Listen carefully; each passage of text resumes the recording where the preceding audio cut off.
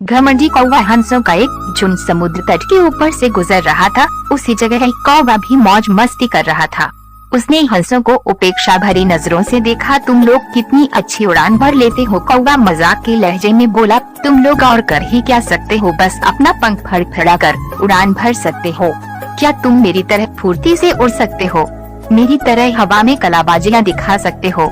नहीं, तुम तो ठीक से जानते हैं भी नहीं कि उड़ना किसे कहते हैं। कौवे की बात सुनकर एक वृद्ध हंस बोला, ये अच्छी बात है कि तुम ये सब कर लेते हो, लेकिन तुम्हें इस बात पर घमंड नहीं करना चाहिए। मैं घमंड वमंड नहीं जानता। अगर तुम में से कोई भी मेरा मुकाबला कर सकत है तो सामने आए और मुझे हरा कर दिखाए। युवा नरहंस ने कौवे की चुनौती स्वीकार कर ली।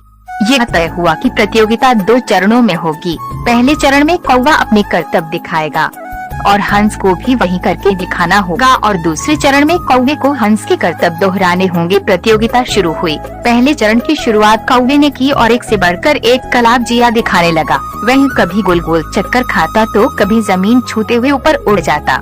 वहीं हंस उसके मुकाबले कुछ खास नहीं कर पाया। कौवा अब और भी बढ़ चढ़ कर बोलने लगा, मैं तो पहले ही कह रहा था कि तुम लोगों को और कुछ भी नहीं आता। ही। फिर दूसरा चरण शुरू हुआ। हंस ने उड़ान भरी और समुद्र की तरफ उड़ने लगा।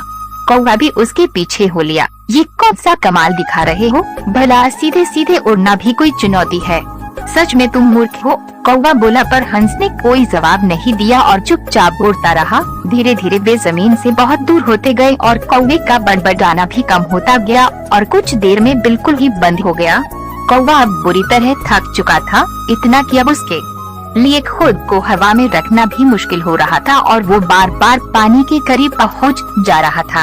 हंस कौवे की स्थिति समझ रहा था, पर उसने अनजान बनते हुए कहा, तुम बार बार पानी क्यों छू रहे हो? क्या ये भी तुम्हारा कोई कर्तव्य है? नहीं, कौवा बोला, मुझे माफ कर दो, मैं अब बिल्कुल थक चुका हूँ और यदि तुमने मेरी मदद नहीं की तो मैं यहीं दम तोड़ दूंगा। मुझे बचा लो, मैं कभी घमंड नहीं दिखाऊंगा। हंस को कौवे पर दया आ गई।